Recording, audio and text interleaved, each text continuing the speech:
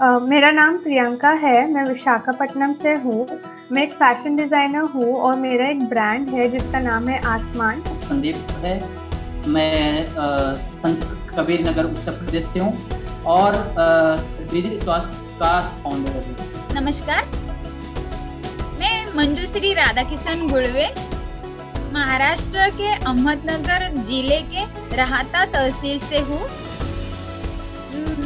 मेरा छोटा सा गांव है शिरडी के पास, साधारण 22 किलोमीटर पर गोगलगांव। वहाँ मैं गो आधारित विष मुक्त खेती करती हूँ, यानी नैसर्गिक खेती करती हूँ। Hi everyone, my name is Alexia. I'm 26 years old. I was in France at the time I met the Jagriti Yatra in 2020, 2021 also. And actually now I moved to India. I'm super happy because I moved to India to work for an international organization. मेरा नाम वागीश शुक्ला है। मैं उत्तर प्रदेश के अयोध्या जनपद के एक छोटे से गांव बलारमऊ का रहने वाला हूँ। बनारस हिंदू यूनिवर्सिटी से हमने स्नातक किया है और दिल्ली विश्वविद्यालय के हिंदू कॉलेज से हमने परास्नातक किया है।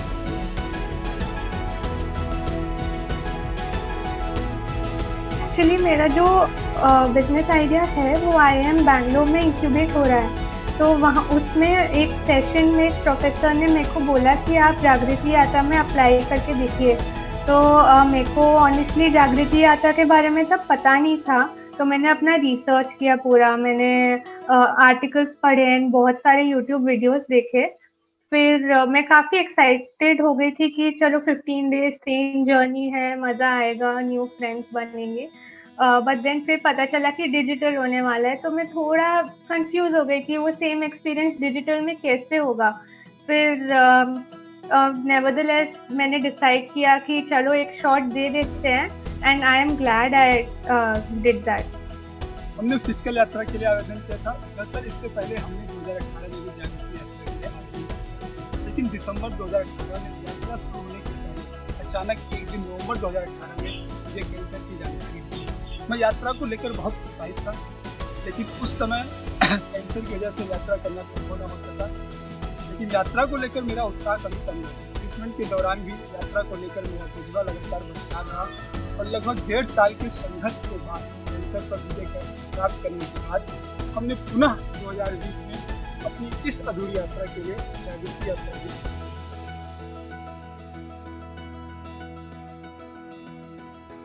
यात्रा ज्वाइन करने के पीछे का जो मेरा सोच था मेन वो है कि मैं ज़्यादा से ज़्यादा लोग से मिल पाऊँ, ज़्यादा से ज़्यादा लोग के साथ मैं अपना आइडियाज़ को शेयर कर सकूं और वहाँ पर लोग जो है हमको सपोर्ट कर सके इसको लेकर के। ये जो हमारा मुहिम है, कॉज है, उसको लोग जो सपोर्ट करें। और वो चीज़ें जो है फाइनली हुआ जब भी हमारा कोहोर्ट बना था और उसमें हम लोग को जाकर के प्रेजेंटेशन देना था। तो बीज ज्ञान ट्री था, हेल्थ सेक्टर का जो बीज ज्ञान ट्री था वो हमारा ग्रुप ने जीता और जो हम लोग की आइडिया था डिजिटल स्वास्थ्य को लेकर के। और फिर वहाँ से डिजिटल स्वास्थ्य का जन्म हुआ और फिर जो अलग अलग जगह से, अलग अलग रीजन से कोहोर्ट मेंबर थे, वो लोग आज हमारे साथ हैं जुड़े हुए, जो हमको हेल्प करते हैं। So actually, when I applied, I applied because I know someone who did the physical yatra like 3 years ago now, which name is Melanie Mossa. And actually, I saw what was the experience and how she was talking to me about that. And so it gave me a lot of incentive to do it. When I applied, I didn't know. I know more or less what was the principle of Jagriti Yatra, but I didn't know how intense was actually the experience on that time. I was applying because this was an opportunity to live a great experience from what I had in mind, an experience when you can meet actually people from India mostly, because I had everything to discover about India at that time, and international people that are very interested in the topic that actually I'm interested in with a lot of energy, and this is why I actually applied to Jagriti Yatra.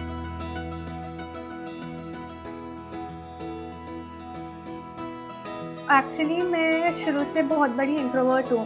मैं कभी अपना मुंह नहीं खोलती हूँ, कभी किसी से बात नहीं करती हूँ ज़्यादा। तो इस यात्रा ने एक्चुअली मुझे पुश किया ज़्यादा लोगों से बात करने के लिए, एंड बिकॉज ये पूरा प्लान ही ऐसे किया गया था कि अगर आप बात नहीं करोगे तो आपको कुछ काफ़ी कुछ लर्निंग आपकी रह जाएगी। तो एक तो मैं अभी तो बहुत कंफर्टेबल हूँ सबसे बात करने में, which is because of this यात्रा। And I am actually glad मैंने ये लिया, बिकॉज मेरा कोई गारंटी नहीं था कि मैं अगले साल अगर ट्रेन जर्नी होगा तो मैं जाऊँगी, बिकॉज मेरा बिजनेस मैं नहीं छोड़ पाऊँगी इतने दिन। तो थैंकफुली मैंने वो लिया, एंड वो एक्सपीरियंसेस भी ऑलमोस्ट सारे हो ही चुके थे, बस ट्रेन में बैठना बाकी था। So what changed Yatra for me is actually, first of all, I changed my perspective about India, because as an international person, sometimes you hear only about the bad news and not the good news about India. So it's actually an incredible country, and I'm so happy to be here now to experience India in real. And what it changed for me also is definitely the willingness to support so many initiatives that actually are in India now, because this is when you see the thing, when you experience the thing, when you meet the people, that actually you start believing even more and that you want to act. And actually here, this is about to act for India.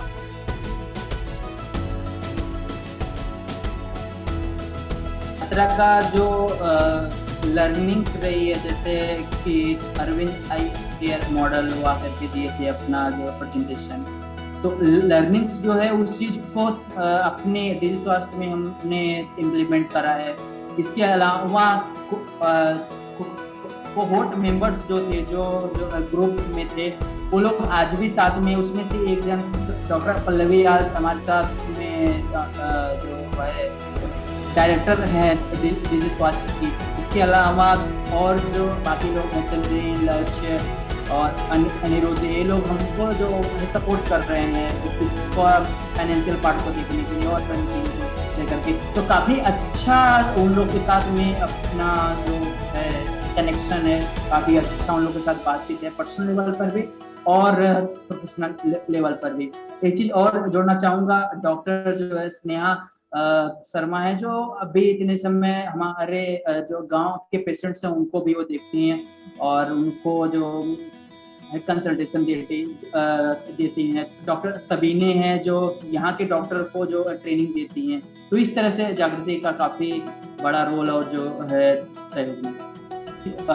Digital यात्रा के लिए हमने apply करा था।